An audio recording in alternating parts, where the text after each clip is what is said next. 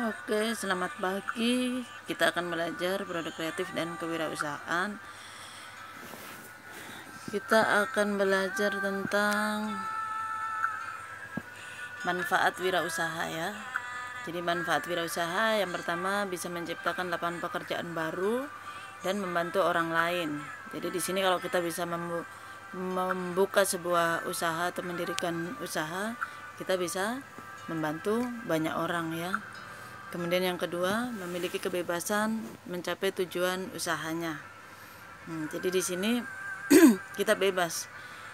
Bebas yang dimaksud yaitu kita bebas mengelola waktu, kemudian sumber daya manusia, alat, bahan, dan tujuan yang ingin dicapai.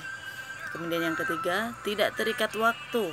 Nah, jadi tidak terikat waktu ini berarti waktu kita tentukan sendiri.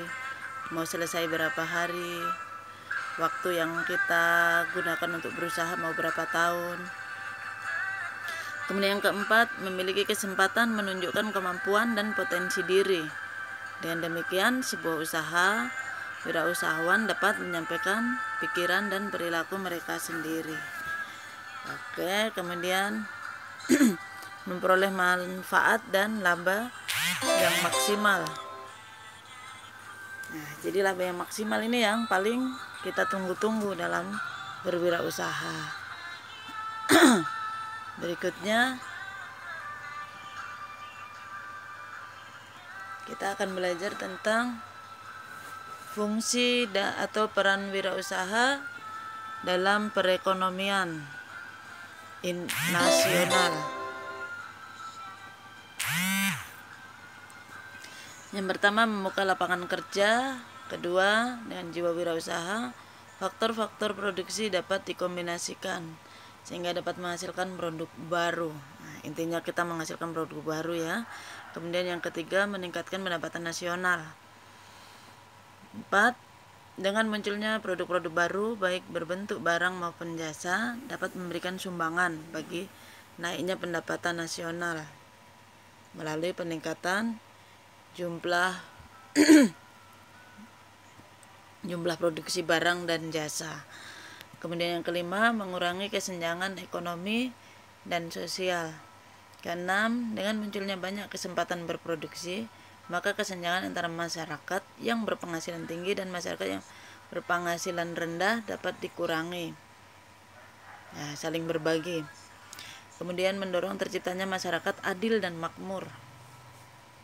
Kedelapan, dengan makin banyaknya wirausaha yang dapat mengolah kekayaan alam berarti akan membuka peluang untuk meningkatkan pendapatan masyarakat yang sekaligus akan meningkatkan kesejahteraan masyarakat. Kemudian yang ke-9, penghasilan berupa devisa. 10, wirausaha yang bergerak dalam produksi barang dan jasa yang diekspor akan memiliki peran dalam menghasilkan devisa. Dan demikian perkembangan ekonomi nasional dapat dipercepat. Kemudian mengadakan penanaman modal atau investasi dalam negeri. Yang ke-12, dengan makin besarnya investasi dalam negeri, selain makin menambah produksi nasional juga akan mengurangi ketergantungan terhadap investasi asing. Semuanya akan membuat makin tangguhnya perekonomian nasional.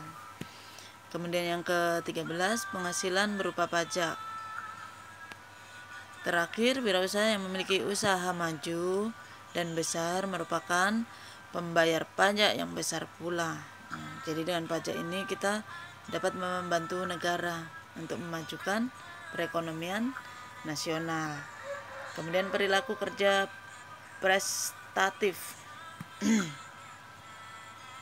Menurut Zimmerer, karakteristik wirausaha yang berhasil karena bekerja secara prestatif adalah memiliki kemampuan memimpin, komitmen tinggi terhadap pekerjaannya, bertanggung jawab, memotivasi untuk lebih unggul, kreatif dan fleksibel, mempertahankan minat kewirausahaan dalam dirinya, yakin pada diri sendiri, kemudian berorientasi pada masa depan, mau belajar dari kegagalan, peluang untuk mencapai obsesi Kemudian toleransi untuk mencapai resiko ketidakpastian.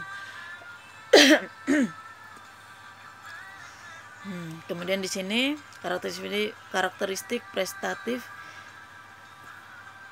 yang tadi Bu Guru sudah jelaskan diterapkan oleh seorang wirausaha dalam bisnis. Maka setelah tahu ke-11 tadi, berarti kita wirausaha memiliki tekad kuat berusaha, tetapi bukan karena terpaksa. Jadi bukan karena terpaksa ya kita berwirausaha. Kemudian wirausaha akan mawas diri dan bertekad bulat untuk maju. Jadi ada keinginan diri untuk menjadi lebih baik atau lebih maju. Kemudian wirausaha berpikir ada kemungkinan gagal, tapi ia tidak gentar. Tidak gentar berarti dia akan mengulang lagi, mengulang sampai berhasil. Kemudian wirausaha ingin maju atau mandiri walaupun resiko tinggi. Apapun resikonya, sebagai seorang wirausaha tetap mandiri dan maju. Kemudian wirausaha berpikir positif karena ingin berkreatif. Jadi harus selalu berpikir positif. Sikap dan perilaku kerja prestatif menurut Stephen Covey di dalam bukunya First Things First. Ada 4 sisi potensial yang dimiliki manusia untuk maju. Yang pertama, self awareness, sikap mawas diri. Kemudian conscientious, mempertajam suara hati. Kemudian independent will, pandangan independen untuk bakal bertindak. Creative imagination, yaitu berpikir mengarah ke depan untuk memecahkan masalah dengan imajinasi serta adaptasi yang tepat. Kemudian yang terakhir ini aspek-aspek kerja prestatif. Aspek-aspek apa saja yang kita harus perhatikan untuk mencapai keberhasilan dalam mengolah usaha. Yang pertama, kerja ikhlas. Jadi kita kerja harus tulus. Di situ ada contohnya, seorang buruh pabrik yang bekerja dengan gaji pas-pasan namun tetap bekerja dengan baik. Berarti itu kerja ikhlas dia. Kemudian kerja mawas diri. Mawas diri berarti tidak tergesa-gesa dalam mengambil tindakan. Jadi tidak terpancing oleh suasana. Jadi tetap dia menerima kritikan maupun pujian. Contohnya, seorang pemimpin perusahaan yang memiliki masalah pribadi di rumah dengan keluarganya tidak boleh membawa masalah itu ke perusahaan atau ke tempat kerja. Kemudian yang ketiga, kerja cerdas. Kerja cerdas di sini berarti harus memiliki pikiran yang tajam ya, cepat, tepat dalam menerima, menanggapi, menentukan sikap dan berbuat. Contohnya, seorang wirausaha harus memiliki kemampuan mengkalkulasi, berkomunikasi dan negosiasi untuk bekerja cerdas. Kemudian kerja keras. Kerja keras berarti dia menggunakan sumber daya yang ada secara optimal. Contohnya seorang penjual makanan keliling ke sekolah-sekolah. Jadi dia kalau sekarang ini ya masa pandemi berarti bisa ke tempat-tempat yang ramai. Kemudian yang kelima, kerja tuntas. Kerja tuntas itu berarti tidak setengah-setengah. Jadi dia melakukannya dari awal sampai akhir. Contohnya ini kayak kalian ini, seorang pelajar menyelesaikan tugas yang diberikan oleh guru. Berarti itu sudah mulai belajar kerja tuntas. Tugas apa diselesaikan.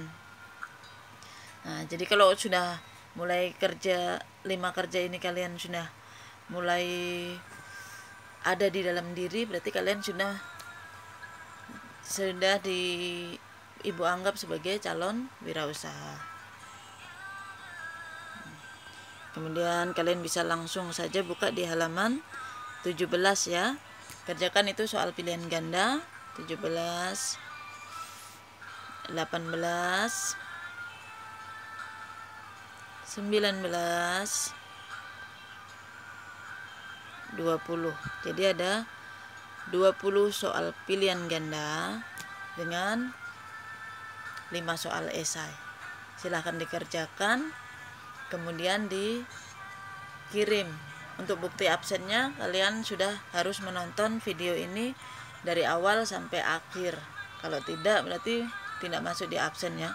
Seperti biasa, buktinya silahkan di screenshot saja, kirim ke WA pribadinya ibu. Oke, hari ini sampai di sini dulu. Silahkan dikerjakan tugas yang ibu berikan. Selamat pagi.